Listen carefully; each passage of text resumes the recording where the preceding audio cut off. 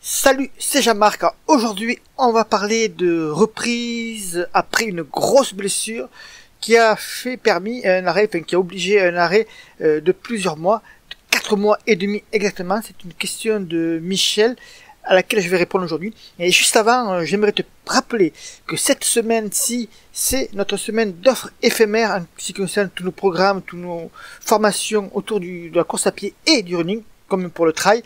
Donc surveille bien tes emails, chaque jour je te parle d'un produit qui est en promo avec un code de réduction pendant 2 jours uniquement et on le fait une seule fois de l'année et c'est maintenant ou jamais.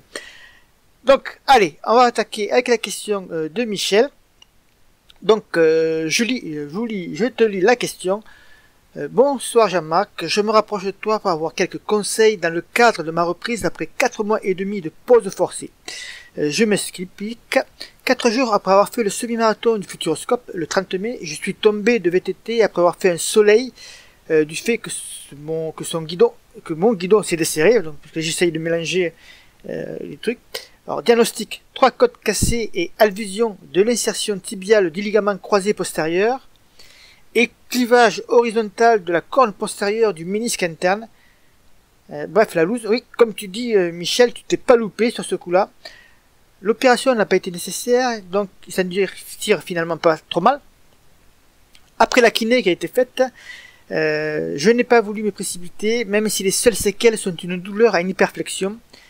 Avec 3-4 kilos pris, il pèse actuellement 78-79 kilos, j'ai commencé il y a environ 10 jours une reprise tranquille avec des séances entre 35 et 45 minutes en endurance fondamentale, donc allure 1 ou allure 2 pour ceux qui sont dans le programme d'entraînement déjà. Simplement pour tester le genou. Résultat encourageant, je n'ai pas de douleur particulière.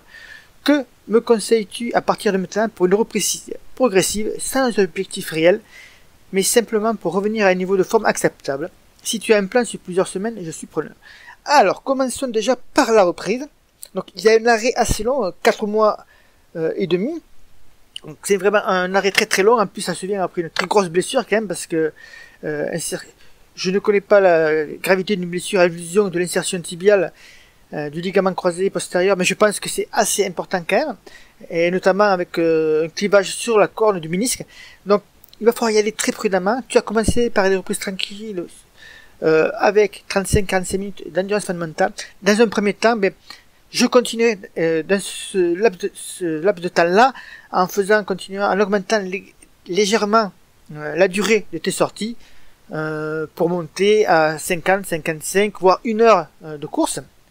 Et ensuite, une fois que tu arrives à ce niveau-là, que tu n'as toujours pas de douleur, je commencerai par rajouter un petit peu de travail technique, de vitesse, par exemple, enfin, vitesse entre guillemets, par exemple, en mettant sur une séance, alors si tu cours 2-3 fois par semaine, tu le fais une fois.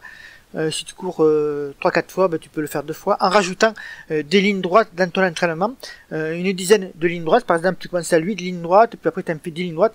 Je rappelle que les lignes droites, ce sont, par exemple sur 100 mètres, on fait des accélérations progressives, ce ne sont pas des sprints, pour se mettre à une allure, par exemple, qu'on va faire sa séance de VMA, donc on va le dire aux alentours de 85-90% de sa VMA, ça va te permettre de travailler ta technique de foulée, tout simplement, tranquillement, sans avoir de préjudice physique, et tu vas travailler un petit peu la vitesse comme ça. Donc une dizaine de lignes droites avec un retour marché, par exemple sur 100 mètres, tu fais 100 mètres en ligne droite, progressivement tu accélères pour te mettre à une allure proche de 85-90% de ta VMA, donc là on se rapproche d'une allure 10 km, puis un retour en marchant, et puis on conclut par un footing de 10 minutes par exemple. Donc ça peut être 45 minutes de footing, les lignes droites, et 10 minutes de footing en endurance fondamentale ou en allure 1 et 2 pour le programme d'entraînement.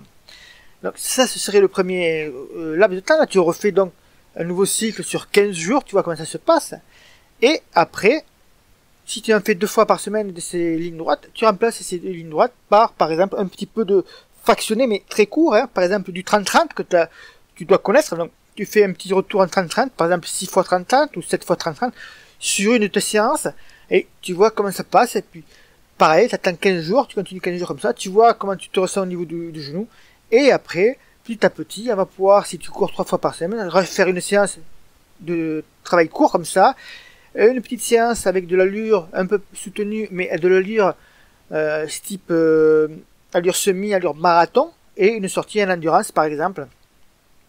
On se retrouve alors avec les 3 séances, avec les 3 types de séances, entre guillemets obligatoires pour tout coureur qui souhaite progresser en course à pied. Et voilà comment on se retrouve petit à petit à augmenter tout doucement la cadence. Il faut y aller tout doucement, voir comment surtout ton corps réagit, Michel, parce que c'est à partir de là que tu vas pouvoir adapter tes entraînements.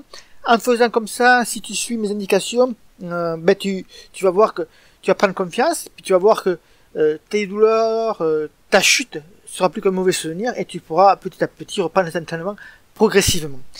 Si tu as un plan sur plusieurs semaines, je suis preneur. Nous n'avons pas, pour l'instant, entre guillemets, parce que je suis en train de finir ma méthode Rubik, la méthode Rubik. Donc il y aura effectivement des plans d'entraînement reprises pour les coureurs blessés ou pour ceux qui sont après qui ont fait une grosse coupure ou qui sortent d'une compétition.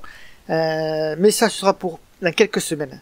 Donc voilà, en attendant, si tu as des questions, Michel, ou si d'autres personnes ont des questions en écoutant cet audio ou vidéo, vous pouvez le faire bien sûr en dessous. Et je vous rappelle qu'il y a les offres éphémères qui durent toute cette semaine, qui vont se prolonger toute une semaine, donc grosso modo, avec les remises importantes sur nos principaux produits, mais qui sont valables uniquement sur 2 jours.